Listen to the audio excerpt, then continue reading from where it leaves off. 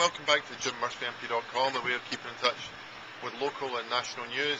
And as I record this, I don't know whether Sepp Blatter is still in his job after his stupidity on the interview about racism on the field should be settled by a handshake. I think an awful lot of people thought that sort of stuff was all dealt with. The complacency and the ambivalence of footballing authorities to poison that is football racism, either from the stands or on the pitch.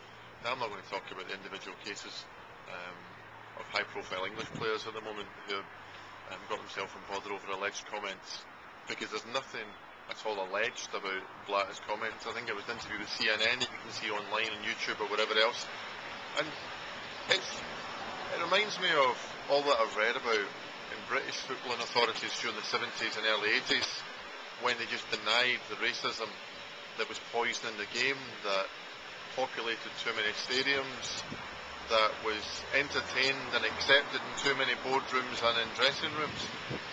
And we all thought that sort of thing was in the past.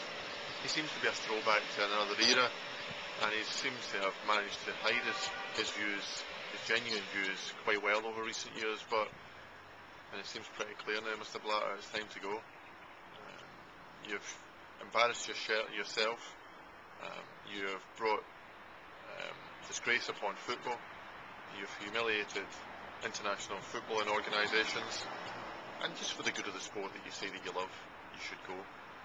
Now, having said all of that, and gone on about it at more length than I should have perhaps, there are a lot more important things happened in the past few days in politics. A debate in Parliament about petrol prices, which I attended, where there's demands from MPs on all sides of the House of Commons for the government to act on fuel duty rises. And I think it was Parliament spoke with one voice, and the government now has to look and see what it should do. More than that, the Labour Party also wants to see the temporary cut on VAT, which would also boost the economy in important ways. The last thing I would say is looking forward to the week ahead. There's an awful lot happening again, but one thing in particular to draw your attention to, and we're going to launch a new website, it's called Labour Friends of the Forces. This is an organisation that would campaign to support our armed forces, because so many people having stopped for 2 minutes last week in remembrance of those who fell and those who have been injured in conflicts throughout time. It's important that that commemoration and remembrance isn't just for 2 minutes or just for one day on Remembrance Day. It's about remembering each and every day, supporting our forces each and every day. And that's why Labour Friends of the Forces organisation will be launched. Of Energy, it's got patrons Dan Jarvis, the new Member of Parliament, and former soldier, and George Robertson, the former Secretary General of NATO. So watch out for the launch of Labour Friends of the Forces on the 22nd of November, the new website, and see if you can join as well.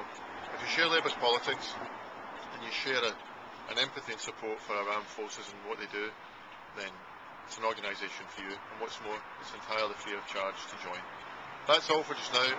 All the best, have a great time, and when you get in touch, do so by Twitter, Facebook, email, and as I usually say, get into a post office, buy a stamp, stick it on an envelope and send it to me at the House of Commons. Cheers, bye bye.